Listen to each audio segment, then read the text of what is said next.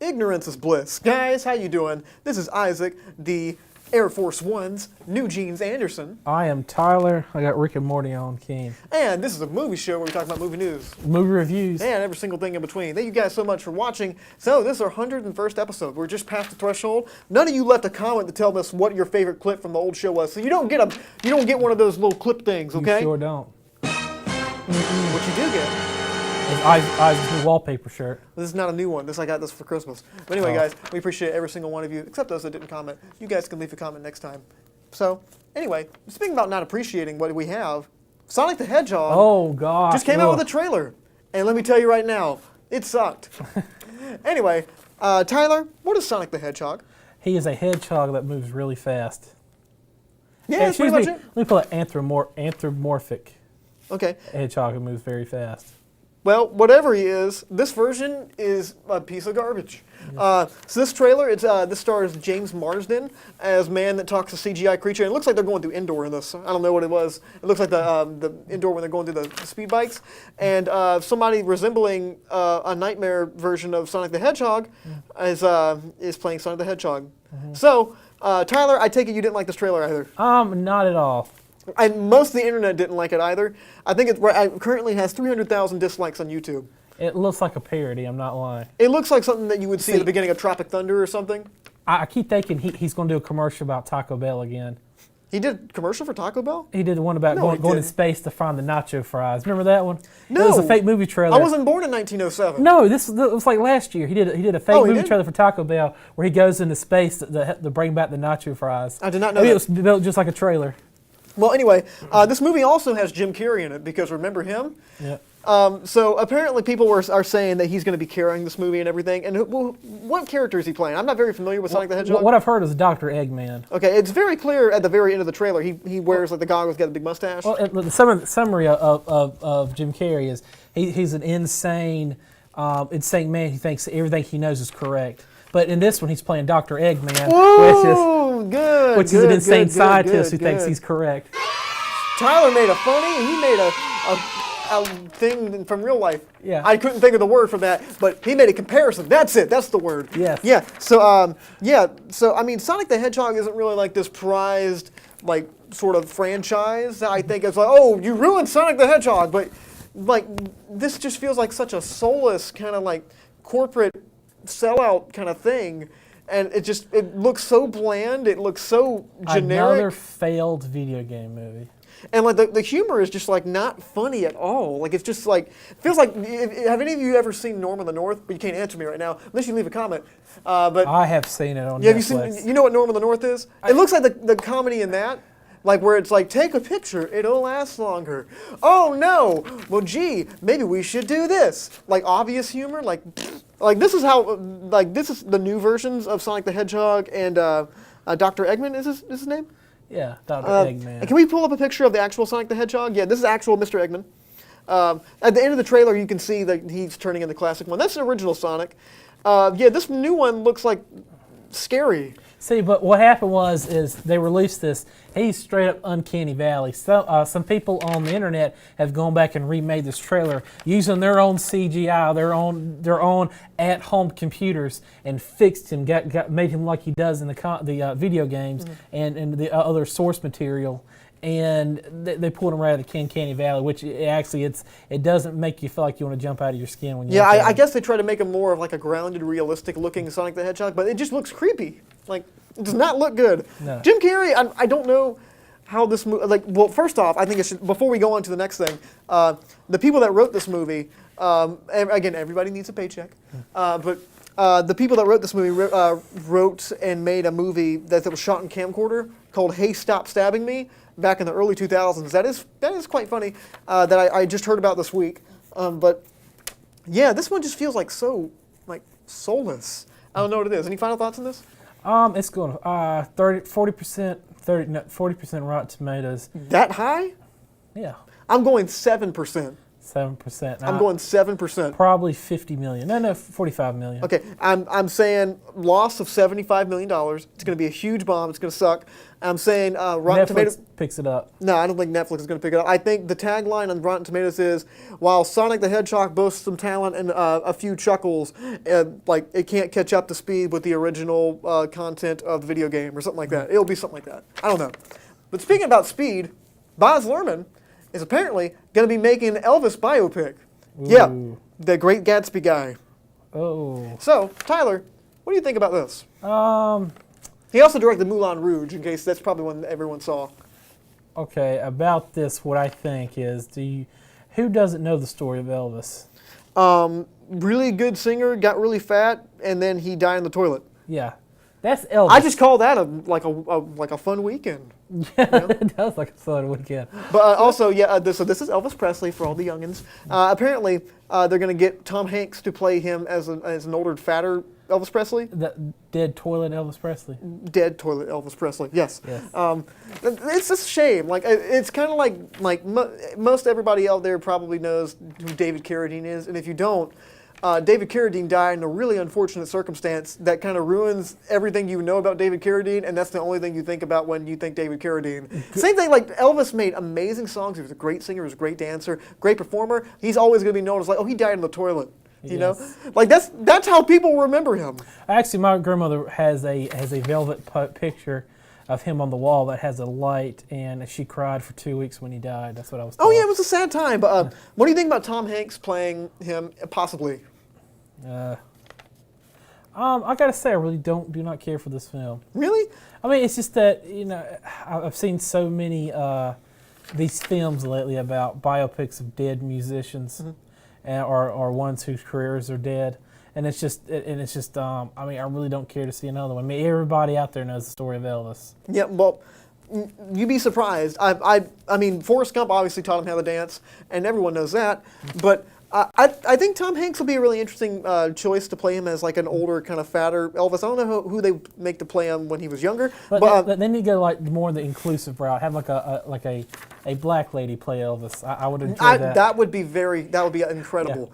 Yeah. Octavia Spencer. Sorry. Octavia Spencer. No, she's a little too old. Let's get like someone like a little bit younger. Tessa Thompson play Elvis. Tessa Thompson would be fantastic, and cast Chris Hemsworth as Elvis's manager. Yeah. That'd be wonderful. No, pull it back. Have him play. Have Chris Hemsworth play Buddy Holly in it. I could see that happening. Frankie Muniz is Buddy Holly, man. That'd be awesome. Yes. Yeah, he did play him in Walk Hard, Dewey Cox. But anyway, back to this right before we go on. I think Baz Luhrmann's a really interesting choice for this. He is a lot of style, and sometimes his substance is kind of hit or miss for me. I'm not crazy about everything he's always done, but his eye is, I definitely think it's going to benefit this movie because Elvis was definitely, he's the epitome of a performer, you know? And I think that definitely that showmanship and the showiness is definitely going to benefit this movie from Baz Luhrmann's point of view. But anyway, yeah. Speaking about horrible train wrecks, Dark Phoenix, the new X-Men movie and the last X-Men movie in this universe, has apparently gone extensive reshoots, been pushed back 3 times, and the whole third act has been changed. Okay, so, what this lets you know that this is a fiasco. Well, you know, like the studio has great faith in the movie when they almost completely reshoot it at the last minute and forcibly try to like push it back. And that's not even my joke. But Dark Phoenix is. It's going to be the Dark Phoenix saga, obviously. Like, well, not really saga. It's going to be the film, but it's based on the Dark Phoenix saga from the comics, correct? Mm-hmm. Can you explain to the people what Dark Phoenix is? Okay, Dark Phoenix, which I've got a feeling it's not going to do anything to do with this. From what I know about the Dark Phoenix, Phoenix is an alien that it's a manifestation of energy, and it's a big flaming bird, and it goes around and it protects a thing called the McCrane crystal, and then the McCrane crystal is hidden inside the sun.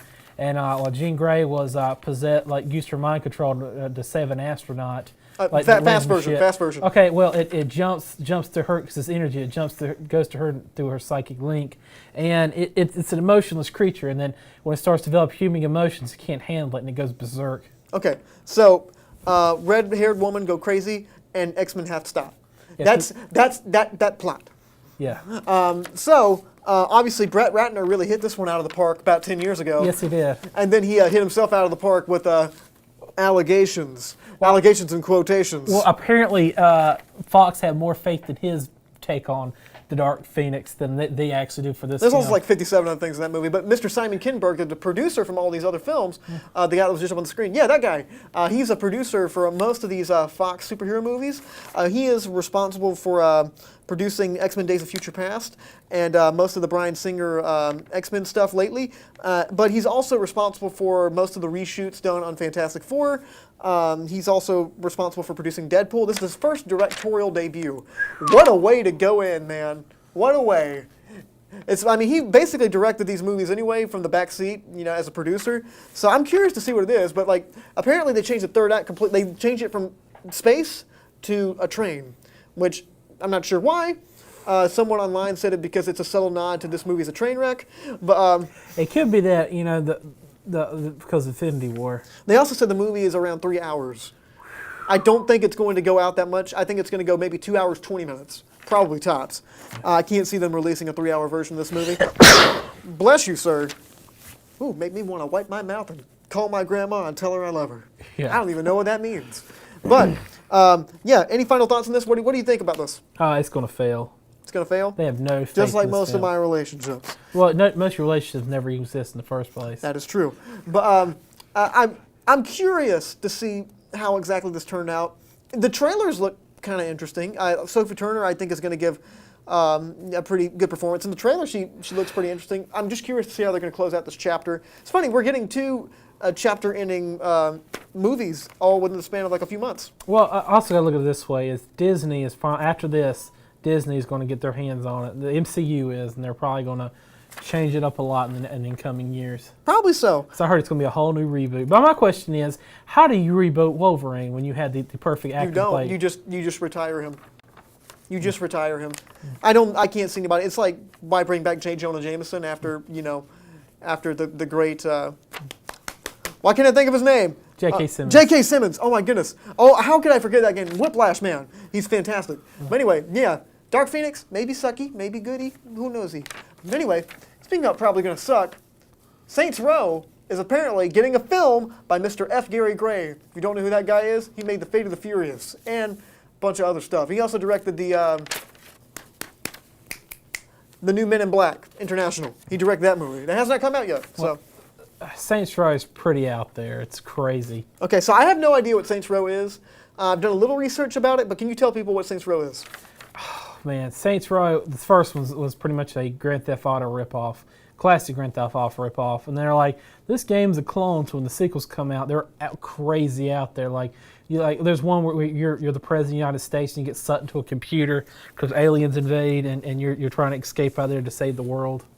It's crazy. Yeah. But, so I can smell the Axe body spray and desperation in this photo, which, I guess that's the tone of the games. Yeah, they're going straight for, this is they're insane characters.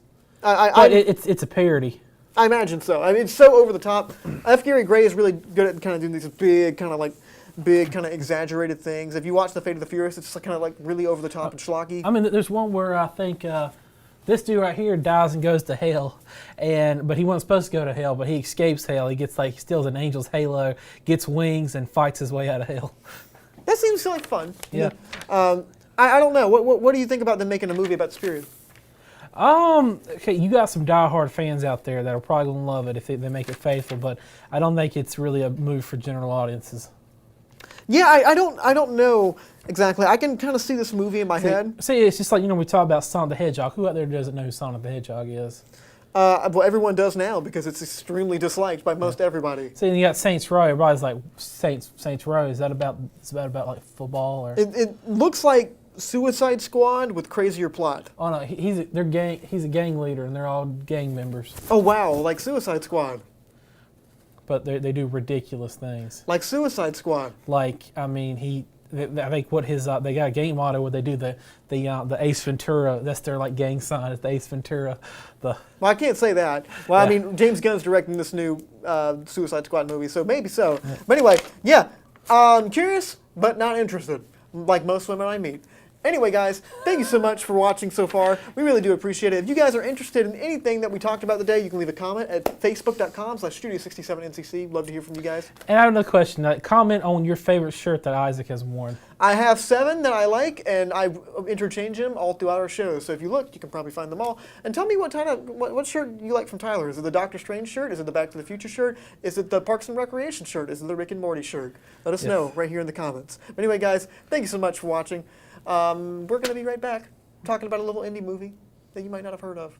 We'll be back. Most likely not. When it comes to culinary arts, Nash Community College is here to turn your burning passion for food into a career. Our chefs, with over 70 years of highly qualified industry experience, are here to point you in the right direction, teaching and handing down classical culinary techniques that will improve your skills and help you cut your way into the food industry. Gain invaluable experience, vital to cooking and preparing delicious food, served in a personal and creative environment. To learn more about the Culinary Arts program, visit nashcc.edu.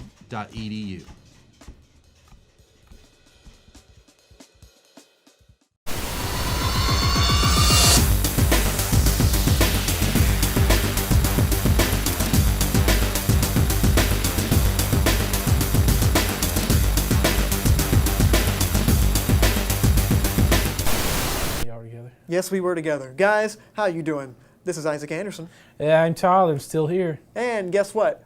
You're watching Big Bang Cinema.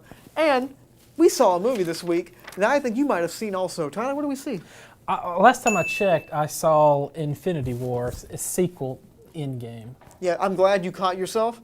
It's really nice. Well, I mean, because this is I don't consider it a standalone movie. This is just the half for Infinity War. Yeah, this is just another part. This is Infinity War Part 2, which it was called at one point. Yeah. So, Tyler, could you describe non-spoiler what Endgame is about? Oh my gosh, this is hard because the entire film is a I'll tell you spoiler. what, sum it up in a sentence. Superhero team tries to stop an event in the past, and they do. Yeah, without any spoilers. Okay, yeah, it's pretty good. What did you think about the movie? I thought it was. I thought it was fantastic. It felt like fan service. The whole thing was definite fan service. I definitely enjoyed this movie quite a lot. I don't think it was good as Infinity War. I mean, Infinity War was a fantastic film too. It's not as tight as Infinity War, but I think it was much more satisfying. That's the way I look at it. Yes, but very satisfying. I guess we're gonna try to stay away from spoilers, but we are gonna go into spoilers in this review. So just warning, if you keep watching, we're gonna put a spoiler warning up when we go into spoilers. But every inch of this film is a spoiler. Basically, so let's just stick to really general thoughts. So, like, what's some stuff you liked about the movie, non-spoiler? The action. Okay. The effects. This is not going to work with this non-spoiler. So we like it. If you don't want the movie spoiled for you, we liked it a lot. We would recommend seeing it. If you haven't seen it already, let's face it, you're probably not going to see it until it comes out on Blu-ray. You're probably just not going to. It's just the way it is, or until it goes to the dollar movie. So we're going to talk spoilers right now. So this is your final spoiler alert. Spoiler warning. It's ready for the spoilers. Are we in Okay, spoilers. All right. Can we go? All right, yeah, Iron Man dies. Okay, Iron Man dies. Captain America gets old at the end. Thor's fat. Oh, he looks like Lebowski from The Big Lebowski. Looks just like Jeff Bridges. Everybody at home is hearing this. Scarlet Witch is dead. Scarlet Witch died. Yep. Clint Barton's retired. Man, stop messing with your microphone. I said it fell apart. Now they can't hear anything you're saying. They're going. Stop touching it. It keeps rolling in on itself. Move. Oh. No, stop. Don't touch it again. Don't touch it again. Don't touch it again. Okay. Wait, So I gotta fix it. Okay. It's really shocking me actually. Okay, it legit is shocking you. Okay, just like this movie when Black Widow passed away. But okay, so for real, Thanos dies. Twice. let's get into some actual meat. Yeah, he does die twice. Let's get into some actual, like, the meat and potatoes of this movie. As far as kind of like how the story played out, what did you think about that? I didn't like how Captain Marvel was shoehorned in it, but Yeah, Captain Marvel was most certainly shoehorned in. I thought it was very satisfying. It's good to see that even heroes, once in a while, are extremely discouraged and depressed. Even they have the sense of failure. You don't always succeed. Yeah, well, I mean, the DC movies cover that for like 4-hour movies, and that makes them art. Yeah, they're god awful. But I really enjoyed that. I really liked the how the kind of like the characters finally all met together, and it's kind of like now everybody knows each other. Yeah, I do agree that Captain Marvel was definitely. I don't think they knew what to do with her, and she has almost a verbatim line right after, like, we're in spoilers, after they chop Thanos' head off, and it goes 5 years in the future, and she got the new haircut, and she's like, well, looks like you guys don't have any use for me, so I'm not going to be in the rest of the movie. Goodbye. Bye-bye. And like it's almost like that line, like verbatim. She's like, looks like I'm not going to be able to see you guys for a while. See you when you need me again. No. It was like, there are more planets out there There's like that earthquakes need going help. And I have to go help them. She's not bad. She just kind of comes off as like arrogant. Arrogant and wooden. Yeah. Well, Andrew's nodding his head. You guys didn't like Captain Marvel very much at all. It's very clear. She does kind of come off as like arrogant and pretentious. Yes. But Brie Larson is also like just watch a press junket. Arrogant and pretentious. We don't know that, but she definitely comes off like that in the press junkets. My favorite part. What favorite part about the movie? Let's go that. Okay, it's hard. It's really hard because there's so many parts of this. I did enjoy the part where Captain America gets the hammer. He gets Mjolnir. Captain America getting the hammer was pretty awesome. I loved just the character of Thor in general, where they took him because he's so upset that he couldn't kill Thanos, and he just becomes like big fat Thor. Yeah. That was by far one of the most fun parts of the movie. Like he becomes drunk and depressed, and he hangs out with his friends all day. He basically becomes like Johnny Depp, right? Yeah, but he plays Fortnite all day. Yeah, and Korg on the couch, and he like yells at the Fortnite kid. Like, and they have Thor threaten the child over the phone, over the microphone, until he's come and destroy his house. Yeah. Well, see, at the very end, I thought he was going to be like, well, let me change back into my true form. I thought he was going to be like all ripped again. But I'm like, oh no, they kept him fat. And I love the fact that they kept him with the Guardians. But at the end, he gets the armor back. He looks like Odin. Yeah, I mean, I was cool with that. I liked what they did with him. And we're going to kind of wrap up the thoughts, and especially the end scene when like all the characters start showing back up, and Black Panther comes through, and all the like that was a big that's a great moment. Yeah, it was a very great, because it's like big action and fighting and the big war scene, and it was one of the most satisfying scenes I've seen in the movie in a while. Yes. And also I'll end on this. I think we should touch on the main character deaths. Do a little memorial service for him. Well, to start with, I think first of our characters to die was Black Widow. Black Widow died. She sacrifices herself to get the Soul Stone for Clint Barton. That worked really well for her character. But Clint Barton was on his way to commit suicide to get it, and she stopped. That was a very emo scene of them trying to see who can kill each other the fastest. Yeah, because each one felt like there was really nothing left for them to live for. Because Clint Barton, he becomes a serial killer vigilante, and his family's gone, so he was just like, there's no point in me living, seeing them again if I'm like this now. I've killed. Well, let's skip ahead to the very end when Iron Man makes the ultimate sacrifice. He goes from really selfish man to man that's willing to sacrifice himself for the greater good. Yeah, because the whole point about his character, he wasn't willing to do this because he really didn't want to change anything, because he was happy. He had Pepper and he had a daughter. Mm-hmm. That was a really good thing that they did. They set up really well. I know some people are not feeling the Captain America, I'm just going to stay in the past and live my life thing. They set that up very well. Like especially that scene he has a scene with Tony early on. I'll end on this scene with Tony. Who's like, Tony's like, I finally got to live. You should really try this sometime. That's one thing you never got to do. And also like, he kind of did everything he's supposed to do. He's like, he literally defeated the worst person in the universe. And there's a team in the future. He's not needed. Someone else can take up the mantle. He's good. Time for him to live his life. I thought that was beautiful. I thought that was the best part of the movie. Ended it so perfectly. See, my issue with it is that he did pass the mantle on to Falcon and not the Winter Soldier, which I think the Winter Soldier pretty much is. I mean, he's already wielded the shield. I mean, he knows how to use it. I mean, I kind of feel like he would be the better, more efficient replacement for Captain America than the Falcon. Well, what a racist. But thank you guys so much for watching so far. I'm going to give this movie a 9 out of 10. Oh, wow, we got a few more minutes left? All right. Yeah, we're going to keep going. I give it a 9 out of 10, too. 9.8 out of 10. Wow, really? Yes. Because, that good? Because I really, really enjoy the satisfying It's just watching him just defeat Thanos, kill Thanos twice. That was awesome. Yeah, that was pretty cool. Very I sweet. genuinely did not expect them to chop Thanos' head off in the first 10 minutes. I did. I called that. You thing. did call that. I called it. They're going to kill him. By the way, there's almost no possible way you did that without any sort of like spoilers or anything like that. Lego sets and toys, man. That's Well, what they have decapitated Thanos in the Lego set, like for real. Yeah, they did. See, what I got it from is you know the whole, because everybody's been saying for years he should have went for the head. It's become popular culture that Thor didn't go for the head. He's going to go for the head in this one, and I'm thinking, you know, if he snapped his fingers and it showed his body, his arms just like ate up. I mean, he's not going to be a threat after that. Yeah, I mean, he basically did what he needed to do, and he just kind of gave up. Now, it did raise another question. Who was he talking? The Gamora. Who was he talking to? What happened? How'd that all play out? Remember, he goes to that little world, and she's there as a child, and she's like, well, what did it cost? He said everything. Oh, I think that was more like a vision or something like that. But that was neither here nor there. Is she inside the Soul Stone? Well, it looks like Guardians 3 is going to deal with looking for her. But guys, thank you so much for watching. If you guys want to leave a comment about what you guys thought about Endgame, you can leave a comment at facebook.com/studio67ncc. Love to hear what you guys have to say. But thank you guys so much for watching.